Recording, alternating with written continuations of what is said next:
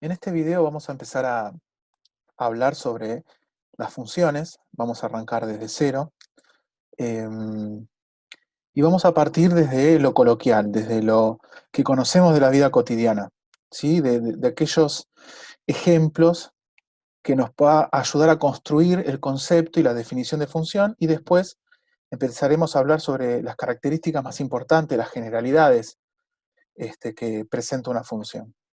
Entonces, básicamente, cuando hablamos de función, estamos hablando de que algo depende de otra cosa, ¿sí? Mediante una relación. Entonces, existen muchos fenómenos naturales, económicos o sociales, entre otros, que pueden medirse comparando distintas magnitudes que intervienen en ellos y se interrelacionan. Por ejemplo, la posición de un móvil depende del tiempo, ¿sí? El peso medio de los hombres depende de la edad. El impuesto a las ganancias a pagar depende de los ingresos de un ciudadano. Fíjense que en todos los casos lo que tenemos es que algo depende de otra cosa. El algo y esa otra cosa es lo que llamamos magnitudes. Y no necesariamente es que una magnitud depende de otra, puede haber casos donde una magnitud depende de varias magnitudes. De hecho, también ejemplos conocidos cuando uno viene del secundario son los casos de geometría. Por ejemplo, si nosotros queremos calcular la superficie de un círculo, lo que tenemos es que, si sabemos el radio, hacemos pi por radio al cuadrado y lo que obtenemos es el área de esa superficie. Entonces ahí lo que vemos es que el área depende del radio de ese círculo. También, por ejemplo, podría ser los lados de un cuadrado. O sea, con los lados de un cuadrado yo podría calcular perfectamente el perímetro de ese cuadrado, ¿no? Entonces, todos los lados de un cuadrado sabemos que son iguales, así que el perímetro es igual a 4 veces el lado. Entonces ahí lo que vemos, también casos concretos de magnitudes que dependen de otras magnitudes. Y es en esa dependencia donde aparece el concepto de función. Las funciones son objetos matemáticos que permiten hacer explícita dicha relación, expresando la dependencia de una magnitud respecto de otra u otras, ¿sí? Ahora, cuando empecemos a pasar las distintas diapositivas va a quedar mucho más claro todo esto. Bueno, de entrada, esta relación puede presentarse de diversas formas, mediante fórmulas, por ejemplo, como les comenté recién, si yo quiero calcular el volumen, por ejemplo, de un cubo, entonces si yo conozco una de las aristas de ese cubo, elevándolo al cubo, valga la redundancia, lo que obtenemos es el volumen, ¿sí? Entonces el volumen es el lado o la arista al cubo. También podríamos calcular eh, el perímetro, la circunferencia de un círculo, que es pi por diámetro, o 2 veces pi por el radio. Nuevamente, ahí lo que tenemos es una dependencia con el radio para poder calcular esa circunferencia, ese perímetro. Entonces ahí tenemos formulitas conocidas que son las que hemos aprendido del secundario. Entonces esas son formas de poder expresar estas relaciones. También podemos expresarlo mediante gráficos, vamos a ver gráficos, ¿sí? Y también mediante tablas. De hecho, eh, gráficos, tablas, estas fórmulas o expresiones, vamos a ver bastante de ellas. Entonces, para ir metiendo todos estos conceptos, empecemos con un ejemplo que es el siguiente. Un avión viaja desde Buenos Aires hasta Bahía Blanca sin escalas. El siguiente gráfico describe aproximadamente la altura en metros del avión en función del tiempo desde que partió de Buenos Aires hasta que llegó a Bahía Blanca. Entonces, tenemos este gráfico, ¿sí? Y a partir de este gráfico vamos a sacar distintas informaciones, distinta información, y con ello vamos a empezar a construir distintos conceptos. Entonces, llamamos f a la función. Cuando digamos f, en general nos vamos a estar refiriendo a una función, que va a relacionar a la altura del avión con el tiempo. Acá vemos, por ejemplo, que el avión, ¿sí?, en el minuto 0 despega, ¿sí? Durante los 10 minutos el avión va ganando altura. Después, desde los 10 hasta los 20 minutos, el avión permanece a una altura constante.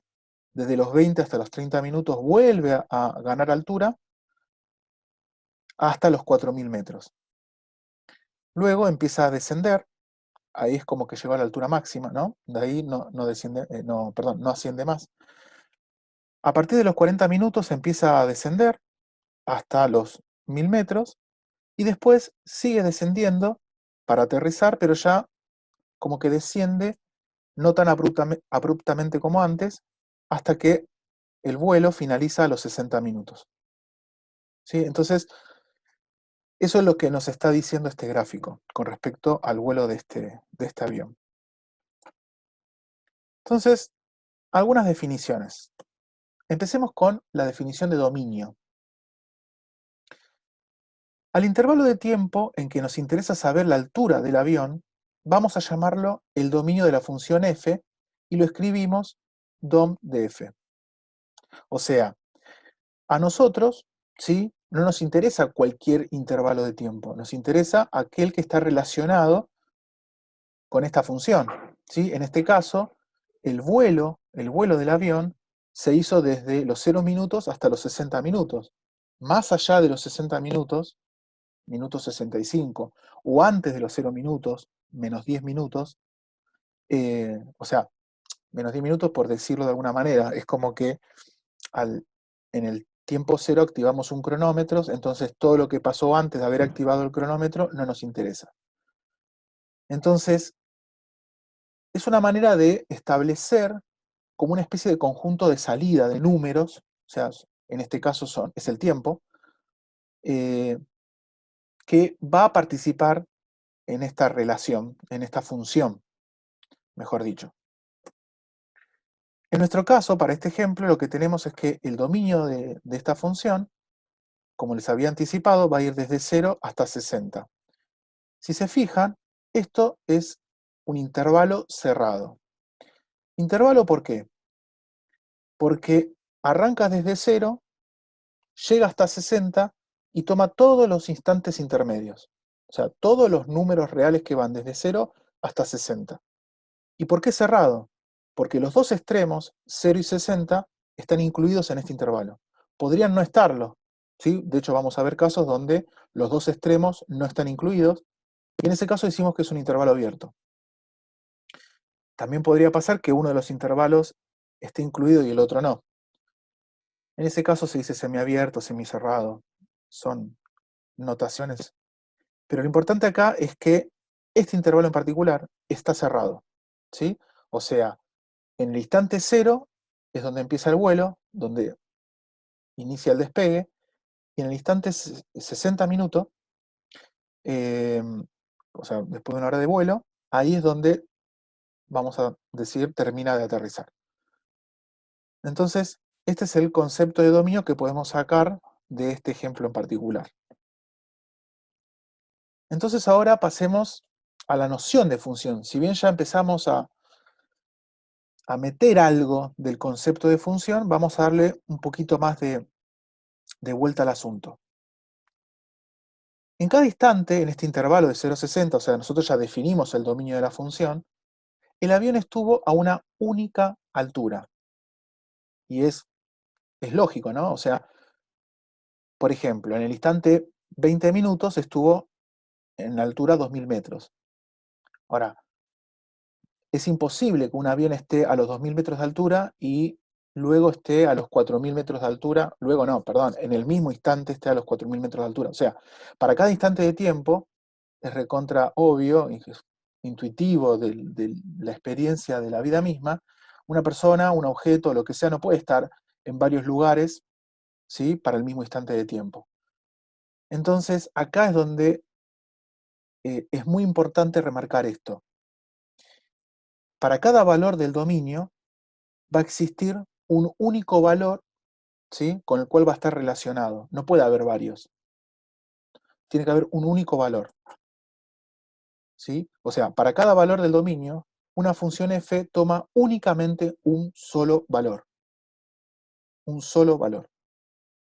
Por ejemplo, volviendo al caso de la geometría, si yo quiero calcular el área de una superficie de un círculo, si conozco el radio, hago pi por radio al cuadrado y me va a dar una sola área, no me va a dar dos o tres. Lo mismo que si yo calculo el área de un cuadrado, si yo conozco el lado y lo elevo al cuadrado, me da lado al cuadrado, me da el área de ese cuadrado y no me va a dar dos áreas o tres áreas, me va a dar una sola.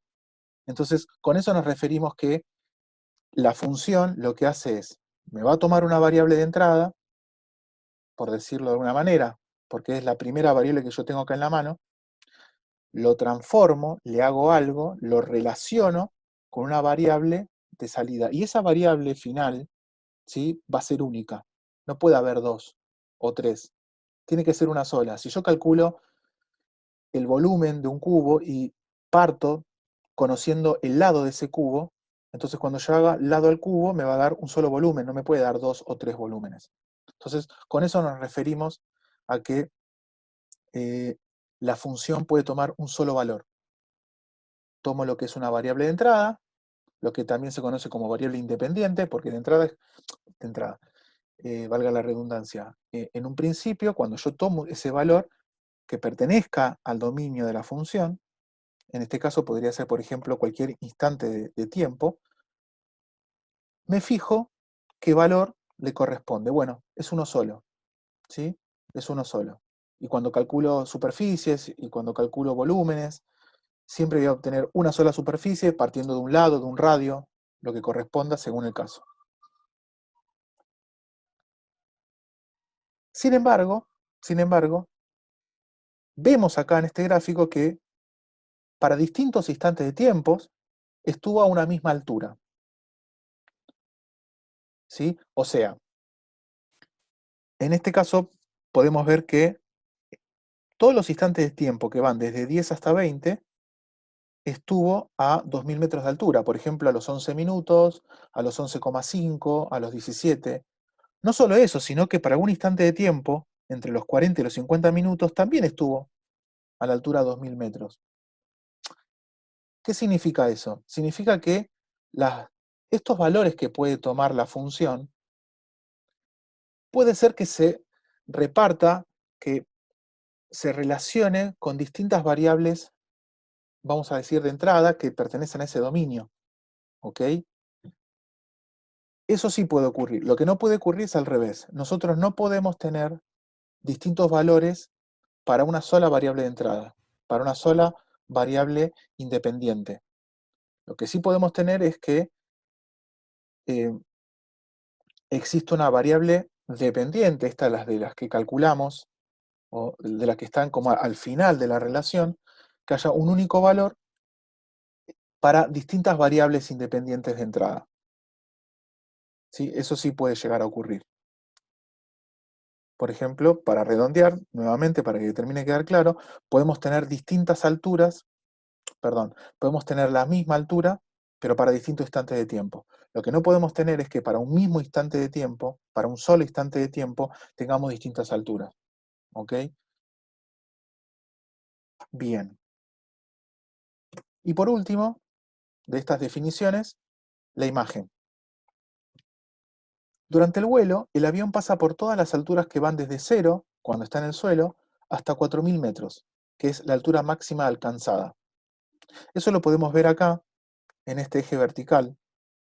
No lo comenté antes, pero el eje horizontal, que también se conoce como eje de abscisas, ¿sí?, son los valores de la variable independiente, los valores que uno podría decir, la variable también de entrada, y el eje vertical, que también se conoce como eje de abscisas, son los valores que puede tomar la función. Ahora, aquellos valores, concretamente, que va a tomar la función, se conoce como imagen de la función. ¿Sí? El conjunto de todos los valores que toma la segunda magnitud, la que se representa por el eje y, se llama imagen de la función f y lo escribimos im de f. Entonces, para seguir metiendo un poco más de nomenclatura habitual de lo que usamos en matemática. Este eje suele llamarse el eje X, ¿sí? O sea que la variable independiente, la variable de entrada, suele ser asociada con la letra X, ¿sí? Recuerden también que este eje se conoce como eje de abscisas. El eje vertical, también conocido como eje de ordenadas, se lo suele designar con la letra Y, con la variable Y. Esta variable suele ser la variable dependiente, la variable que depende mediante alguna transformación, alguna relación, que es lo que me define la función, ¿sí? Me depende de la variable independiente. O sea, como que uno, para ir ya sintetizando la forma de hablar, que Y depende de X.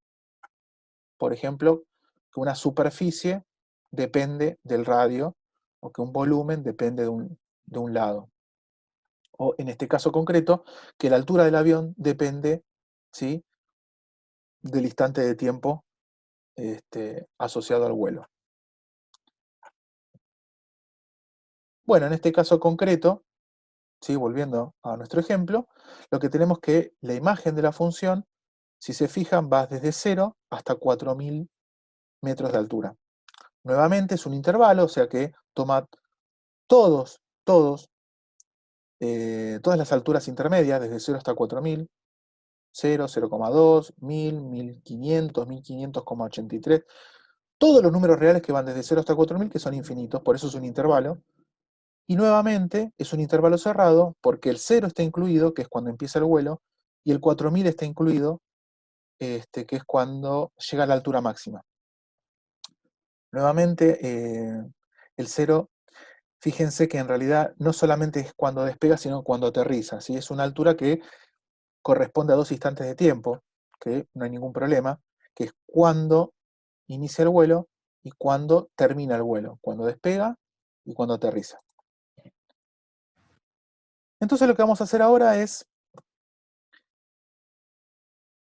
ver un poco el tema esto de jugar con un par de gráficos que vamos a ver a continuación, y el concepto de, para una función, a cada valor de x le corresponde un solo valor de y. ¿Sí? O sea, nosotros acabamos de decir que, en unas diapositivas atrás, a cada valor de x, o sea, la función va a relacionarme un valor de x con un solo valor de y. No me puede relacionar con dos. Recuerden, si yo tengo un radio y quiero calcular la superficie de un círculo, y bueno, hago pi por radio al cuadrado y me va a dar una sola superficie, no me puede dar dos. ¿Ok? O sea, o el caso de un volumen, de un cubo. Si yo tengo el lado, lo elevo al cubo, me da el volumen de un cubo y me va a dar un solo volumen, no me puede dar dos o tres volúmenes. Entonces, para reforzar eso, lo que vamos a ver son estos dos gráficos. Uno de los gráficos va a corresponder a una función y el otro no. Bueno, a simple vista vemos que el primero, si yo tiro rectas verticales, siempre voy a estar cruzando este gráfico en un solo punto. ¿Y eso qué significa? Significa que para cada punto de este gráfico, a cada valor de x le corresponde un solo valor de y. ¿Sí? Por ejemplo, acá, si yo tiro justo una recta vertical acá, este valor de x va a tener asociado un solo valor de y. Lo mismo, por ejemplo, acá en el extremo, este valor de x igual a menos 3 tiene asociado un solo valor de y. También, como había dicho antes, puede que haya un valor de y que tenga asociado distintos valores de x. No importa, eso está permitido. Lo que no está permitido es que la variable independiente, la variable x, la variable de entrada, me relacione con varios valores de y, que es la variable dependiente o la variable de salida de esta relación. Entonces acá podemos ver que tirando rectas verticales siempre cortamos al gráfico en un solo punto, y eso lo podemos interpretar como que cada valor de x tiene asociado un solo valor de y. Así que este es efectivamente el gráfico de una función, ¿sí? Entonces, a cada valor de x del dominio, porque como ya sabemos que es una función, podemos hablar de dominio, a cada valor de x del dominio de la función le corresponde un único valor de y. Ahora pasemos a este gráfico. En este gráfico Si yo, por ejemplo, tiro acá un valor de, tiro una recta, estoy cruzando en dos puntos. ¿Qué significa eso? Significa que para ese valor de x, al tener dos puntos, lo estoy asociando con dos valores de y. Concretamente, por ejemplo, acá tiro una recta que pasa por x igual a 4. Ahora, esta recta, al tocarme en dos puntos en el gráfico, le corresponde un i sub 1 y un i sub 2. ¿Qué significa esto? Significa que este gráfico me está relacionando la variable independiente x igual a 4 con dos valores de y. Bueno, eso no puede ser una función, ¿sí? Insisto nuevamente, es mejor ser reiterativo y que quede claro por qué no es función. Y porque a este valor de x le corresponde dos valores de y. O sea, a esta variable independiente x igual a 4 le corresponde dos variables dependientes, entonces no es el gráfico de una función, ¿sí? No es el gráfico de una función, existen infinitos valores de x, en este caso, con que ya haya un solo valor de x que le eh, tenga asociado más de un valor de y, ya no es el gráfico de una función. Pero bueno, en este caso concreto, existen infinitos valores de x que le corresponden dos valores de y a cada uno de ellos. Así que no es el gráfico de una función.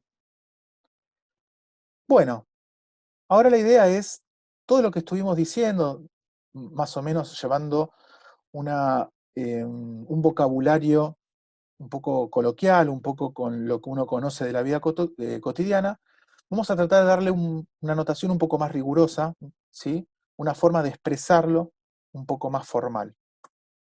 Entonces, todas las funciones con las que trabajamos son funciones cuyo dominio es un conjunto A de números reales y que va a tomar valores también reales, ¿sí? O sea, lo que tenemos es un conjunto, que es el dominio, donde van a estar las variables independientes, que en general lo solemos asociar o identificar, mejor dicho, con la letra X.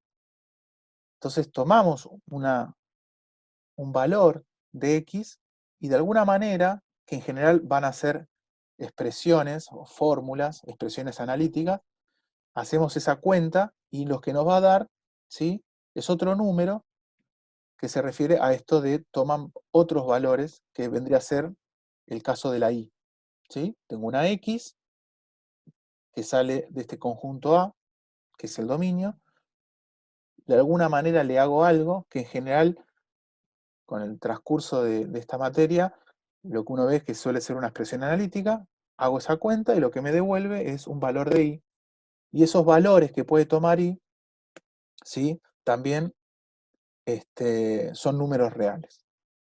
Entonces todo esto lo podemos escribir de la siguiente forma, ¿sí? F, que simboliza, sí, simboliza a la función, va de A en R. A, recuerden que es el dominio, ¿sí? Son todos esos valores que puede tomar la función, ¿sí? Es como una cajita llena de números donde yo agarro uno de esos números, lo transformo y de entrada lo que me devuelve es un número real. Un único número real para cada valor que yo tomo del dominio, ¿no?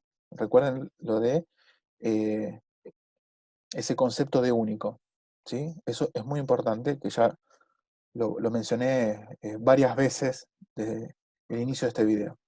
Bueno, la cuestión es que esta notación se lee f es una función, f representa la función, que va de A representa este conjunto de números reales, ¿sí? Que es el dominio, en R, ¿sí? R es donde va, eh, donde están viviendo, por decirlo de alguna manera, los números que surgen de esta relación, ¿sí? Volviendo nuevamente al caso de no sé, la superficie de un círculo en geometría, el radio, el radio estaría viviendo acá, y la superficie, el valor que va a tomar la superficie es un número real que está viviendo acá. También en el ejemplo anterior del avión, el del vuelo del avión, Los instantes de tiempo viven en el conjunto A y la altura, bueno, de entrada, vive en el conjunto de los números reales, que en realidad, la altura de esos aviones, la altura que toma el avión, vivía dentro de una imagen, o sea, pertenecía a una imagen que iba de 0 a 4.000 metros. Esa imagen está incluida en los números reales. Vamos a ver más adelante que en algunos casos la imagen coincide con todos los reales, ¿sí? Pero no necesariamente. En el caso del avión, vimos que no, la imagen iba de 0 a 4.000. Y lo mismo con el tema del dominio. El dominio, en algunos casos, podría ser también todos los reales. Bien. Bueno, nada, por si alguno no lo sabía, el conjunto de todos los números reales se simboliza con la letra R. R en general se suele usar como un doble palito, ¿sí? Para simbolizar al conjunto de todos los números reales. Cuando nos queremos referir al valor que toma una función f en un valor de x del dominio, escribimos f de x. Bueno, y se lee f de x. ¿Qué significa esto? Por ejemplo, si nosotros teníamos, en el caso del avión, no sé, que a los 10 minutos estaba en 2.000 metros de altura, entonces decimos que f de 10 es igual a 2.000. O sea, con eso estamos sintetizando toda esa expresión de que el, el avión a los 10 minutos se encuentra a una altura de 2.000 metros. ¿Sí? Entonces, dejando de lado las unidades, sobreentendiendo que la variable de entrada, la variable independiente es tiempo y se mide en minutos, y la variable de salida es una altura que se mide en metro, uno diría directamente f de 10 es igual a 2.000. Bien, entonces volviendo al ejemplo anterior, volviendo al ejemplo del avión, tenemos que la función que describe esta relación entre el tiempo de vuelo y la altura que fue tomando, ¿sí? En lo que duró el vuelo, es una función f que va desde este intervalo, ¿se acuerdan? Era el dominio de 0 a 60 minutos, de hecho lo podemos ver acá, en R, ¿sí? F va del intervalo 0 a 60 en R. Algo que no comenté y me parece bastante práctico, dado un gráfico, uno puede interpretar cuál es el dominio y cuál es la imagen de la siguiente manera. Supongamos que el gráfico, que es esta, en general se le suele llamar curva, aunque a veces de curva no tiene nada, en el sentido de que no es que está doblado, pero bueno, se le suele llamar también curva. Supongamos que este gráfico lo pintamos de un color y lo aplastamos en el eje horizontal, que es el eje de abscisas. Entonces lo que me quedaría manchado es desde 0 hasta 60. En realidad, hablando con propiedad, a eso se llama proyectar, ¿sí? Entonces, cuando aplastamos, cuando proyectamos, lo que queda como sombreado, pintado en el eje de abscisas, va desde 0 hasta 60, y ese es el dominio. Incluso me queda proyectado los extremos, ¿sí? Los extremos también me queda proyectado, por eso es un intervalo cerrado. De la misma manera, todo ese razonamiento lo podemos hacer en el eje Y y con eso conseguir la imagen de la función. O sea, desde 0 hasta 4.000, si se fijan, sería la proyección en el eje de abscisas. Abscisas, ¿se acuerdan? Era también el eje vertical, eh, un sinónimo. Entonces, desde 0 hasta 4.000 tenemos pintado, proyectado el gráfico de esta función, y eso es la imagen de esta función. Bueno, y otra cosita más, en vez de decir a los 50 minutos del avión estaba a 1.000 metros de altura, podemos escribir, como les comenté hace un ratito, que f de 50 es igual a 1.000. ¿Sí? Es una manera más compacta, más sintetizada de decir todo lo que está acá. a los 50 minutos del avión estaba a 1000 metros de altura, directamente uno dice f de 50 es igual a 1000 y ya está, si nos ponemos de acuerdo y hablamos el mismo lenguaje, que estamos hablando de esto, ¿sí?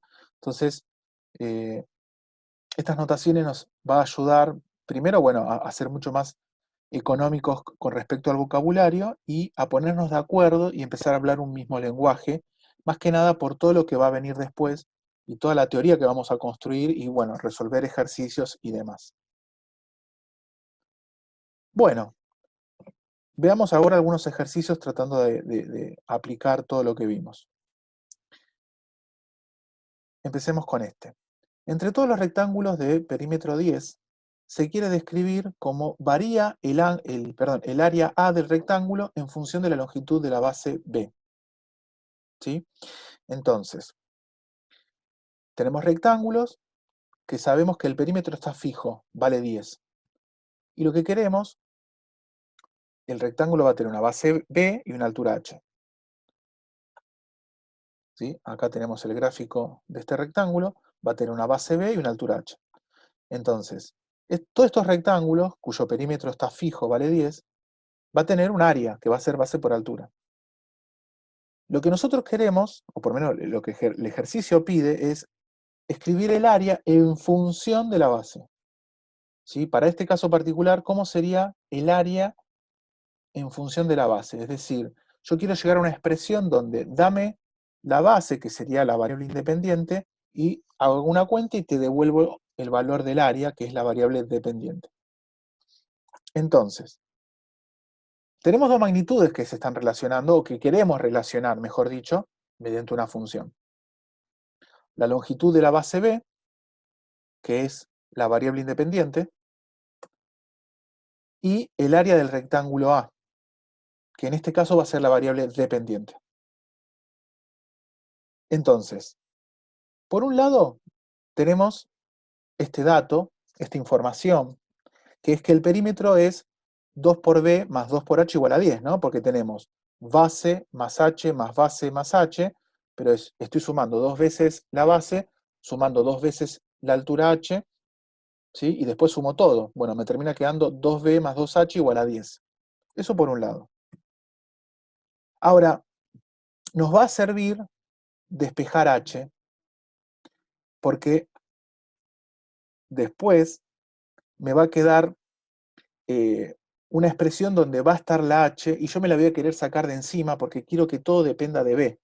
Entonces, por ahora parece un poco estirado de los pelos, pero créanme que conviene despejar H. Entonces, bueno, es fácil de ver que pasamos el 2B restando, luego el 2 dividiendo, el 2 hago como un denominador y lo que nos termina quedando es 5 menos B. Entonces, H es igual a 5 menos B. Eso por un lado, ¿sí? Insisto, va a quedar más claro en la línea siguiente de este razonamiento. Bueno, por otro lado, el área va a ser base por altura. Base por altura. Y acá es donde se va a entender por qué hice esto. Fíjense que acá el área está en función de la base y de la altura, pero yo lo quiero solamente en función de la base. Entonces, lo que hacemos es lo siguiente. Acá que había despejado la altura, donde dice H, reemplazo por 5 menos B. ¿Sí? Acá es donde realmente se nota lo importante de haber despejado H en función de B. Fíjense que acá también hay una relación que me vincula H con B, ¿sí? Pero bueno, eso tómenlo como anecdótico.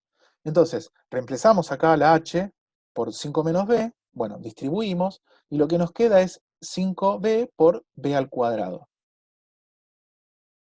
Entonces, para distintos valores de B, obtenemos distintas áreas, ¿no? Fíjense que acá si reemplazamos por B igual a 1, obtenemos una área, por B igual a 2, obtenemos otra área, y así siguiendo.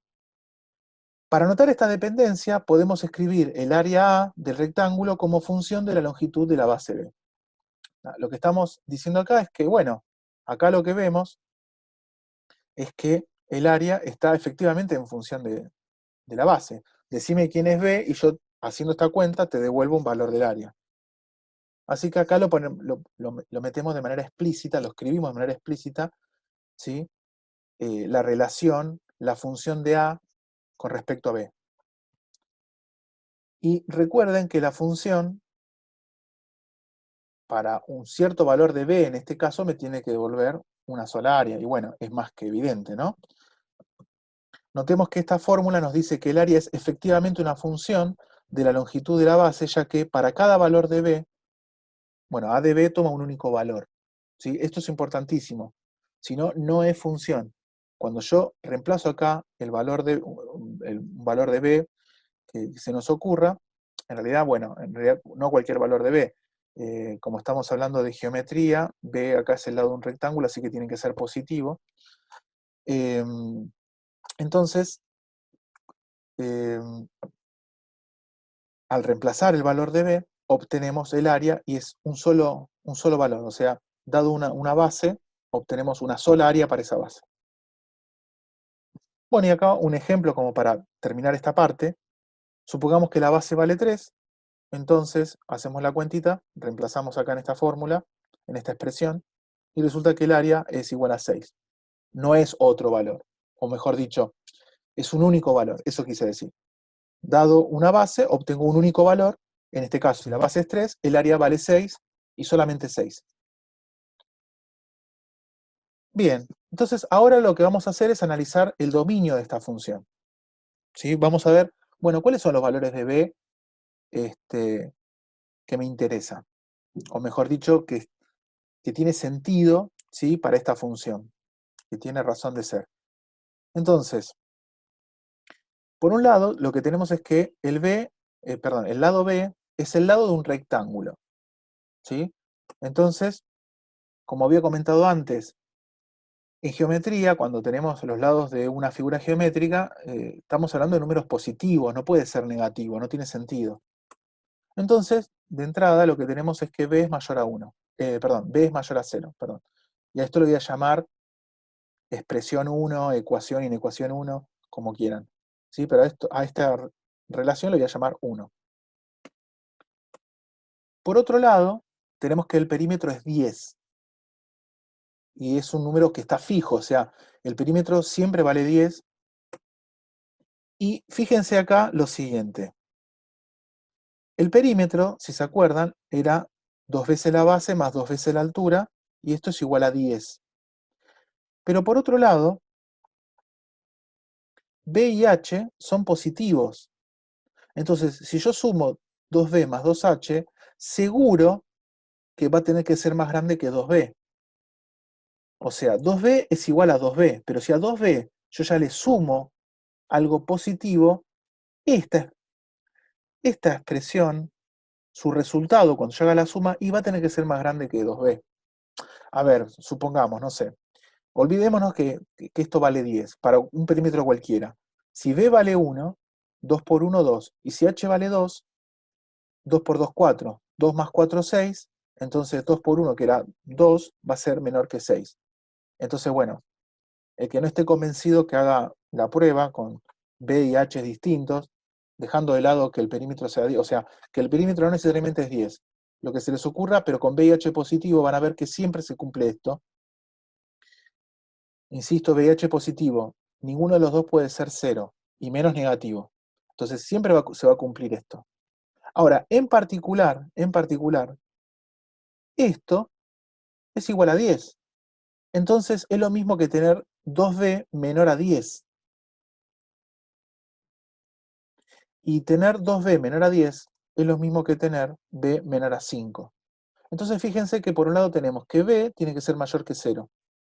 Y por otro lado que B tiene que ser menor que 5. Entonces, de estas dos expresiones, 1 y 2, lo que tenemos es que B tiene que ser mayor a 0 y menor a 5. Esto lo podemos sintetizar también diciendo que B pertenece al intervalo abierto 0,5. ¿Sí? Se lee B pertenece al intervalo abierto 0,5. Fíjense que acá, nuevamente, ¿por qué intervalo? Porque son todos los valores, todos, que son infinitos, que van desde 0 hasta 5. Todos los valores intermedios entran. 0, 0,1, 2, 2,3, 4,999 periódico. Bueno, en realidad ahí 4,9 periódico es 5, así que no entra. Pero bueno, todos los valores intermedios, desde 0 hasta 5, pero sin agarrar los extremos, sin incluir a los extremos. Por eso se dice que es abierto, ¿sí? Distinto al caso que teníamos con el dominio del caso del ejemplo del vuelo, donde el 0 y el 60 entraban, o la imagen, el 0 y el 4000 entraban. O sea, los extremos entraban. En este caso no se tienen en cuenta, no están incluidos, por lo tanto se pone paréntesis. Así que bueno, ya tenemos identificado cuál es el dominio de esta función. Va desde 0 hasta 5 sin incluir los extremos. Entonces,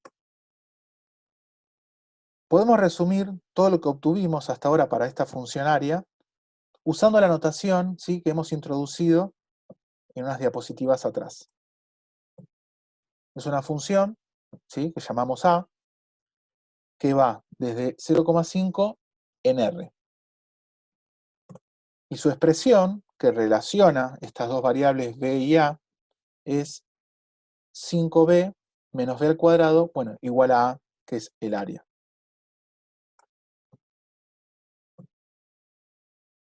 Pasemos ahora a realizar el gráfico de esta función. Para hacer el gráfico, nos vamos a guiar de entrada con una tabla de valores. Entonces, confeccionamos esta tabla de valores. Fíjense que cuando realizamos esta tabla, usamos valores de B que pertenezcan al dominio. Recuerden que el dominio iba desde 0 hasta 5, pero no incluía los extremos, por lo tanto no puedo poner el 0 y tampoco puedo poner el 5. Bueno, acá elijo valores arbitrarios, 0,1, 0,5, ¿sí? Una cierta cantidad, eso es a gusto de cada uno. La experiencia misma va diciendo después qué valores ir tomando, cuando uno ya empieza a hacer distintos gráficos con el correr de los ejercicios. Y obtenemos, bueno, la cuestión es que obtenemos esta tabla para cada valor de B, reemplazamos en la fórmula del área y obtenemos el área. Una vez que tenemos esta tabla de valores, fíjense que cada fila me corresponde un punto, ¿sí? B vendría a ser el valor que toma la abscisa, que toma el eje horizontal, y A es el valor que toma la ordenada, que es el eje vertical. Entonces, si yo tengo la abscisa y tengo la ordenada, lo que tengo identificado es un punto en un plano. Entonces, cada uno de estos puntos, recuerden, cada una de estas filas, estos dos valores, abscisa, ordenada, cada uno de estos puntos lo llevo a este gráfico. O mejor dicho, lo llevo a este plano, y con esto me voy construyendo el gráfico. Ahora, ¿el gráfico está completo? Y no, porque es como que me está faltando acá información, me está faltando más puntitos. ¿Sí? ¿Qué es lo que aclaro acá? Si completamos el gráfico, nos da una idea de cómo es la función área en función de la base. Entonces, uno, de manera aproximada, porque realmente es así, es de manera intuitiva, diría, bueno, lo que está pasando es que todos estos puntitos que estoy pasando con el puntero van a pertenecer al gráfico. Si yo lo quiero con mayor precisión, y yo lo que tendría que hacer es una tabla con mayor cantidad de puntos. En el caso ideal, ¿sí?, muy ideal, si yo haría una tabla infinita con los infinitos valores, ¿sí?, que pertenecen al dominio, a los valores de B me refiero, y bueno, ahí sí podría meter acá los infinitos puntos, pero bueno, eso es imposible. Como mucho hoy en día las computadoras lo que podrían hacer son tablas de cientos de valores, que para el ojo humano, cuando uno grafica, cuando la computadora o un celular, lo que sea, cualquier dispositivo electrónico me lo grafica, me da esa idea de continuidad del gráfico, pero en realidad lo que tengo son cientos de puntos y no infinitos. Pero para el ojo humano uno podría decir, bueno, es una cosa continua, hay infinitos puntos. Entonces completamos uniendo todos estos puntos, y lo que tenemos es este gráfico. Tenemos este gráfico. Entonces, una vez que ya tenemos el gráfico de esta función, vamos a sacar un poco más de información, y de hecho vamos a dar algunas propiedades que tienen las funciones que hasta ahora no hemos mencionado. Por ejemplo, el tema de el crecimiento de una función. Fíjense que la función es creciente en el intervalo 0 a 2,5. Primero, 0 a 2,5 es un intervalo que vive en el eje de abscisas, en el eje horizontal, en lo que uno después va a decir el eje X, en la mayoría de los casos. ¿Sí? Eso por un lado. ¿Y a qué nos referimos con que es creciente? A medida que el valor en este caso B, aumenta, también aumenta el valor del área. ¿Sí? Repito de nuevo, a medida que el valor de B aumenta, aumenta el valor del área. A medida que tomamos valores más grandes de B, en este intervalo, ojo, en este intervalo, los valores del área crecen cada vez más. Aumenta el valor de B y a la par aumenta el valor del área. Ahora veamos al revés, el tema del decrecimiento. ¿Cuándo decrece esta función? Bueno, la función A va a ser decreciente en el intervalo que va de 2,5 a 5, o sea, de acá, de 2,5 hasta 5. Acá lo que tenemos es, nuevamente, yo sigo haciendo crecer el valor de B, de la base, pero a medida que crece el valor de B, el valor del área decrece, disminuye. ¿Sí? Aumenta el valor de B, pero ahora disminuye el valor del área. Entonces, a medida que tomamos valores más grandes de B, crece el valor de B en este intervalo de 2,5 a 5, los valores del área se hacen cada vez más pequeños. Entonces, vemos acá el gráfico, ¿sí? El gráfico me está diciendo que disminuye el valor de A cuando aumenta el valor de B. Perfecto. Y lo que podemos identificar además es un máximo. Un máximo es cuando yo tengo un punto en el gráfico donde miro para un costado, miro para el otro, y lo que veo es que ese punto está por arriba de todos los otros puntos del gráfico. Entonces, la función A toma su valor máximo en B igual a 2,5, fíjense, 2,5, y el valor máximo que alcanza, lo máximo que puede valer el área, es 6,25. Más adelante vamos a ver que existen lo que se conoce como máximos locales o relativos. Este es un caso de máximo absoluto, ¿sí? Porque es el máximo de toda la función. No hay un valor más alto que pueda tomar el área, ¿sí? Más allá de 6,25. Pero bueno, más adelante vamos a ver la diferencia bien entre máximos absolutos o globales, que son sinónimos, con los máximos relativos o locales, ¿sí? Son dos tipos de máximos distintos. Y así como tenemos máximos, vamos a tener mínimos, ¿sí? Y nuevamente, mínimos absolutos y locales, o sea, mínimos absolutos y locales, dos cosas distintas. Pero bueno, absoluto y global son sinónimos, local y relativo también son sinónimos. Bueno, y con esto damos por finalizado el video de lo que es generalidades de una función, y en el próximo video lo que vamos a tratar es sobre las funciones lineales.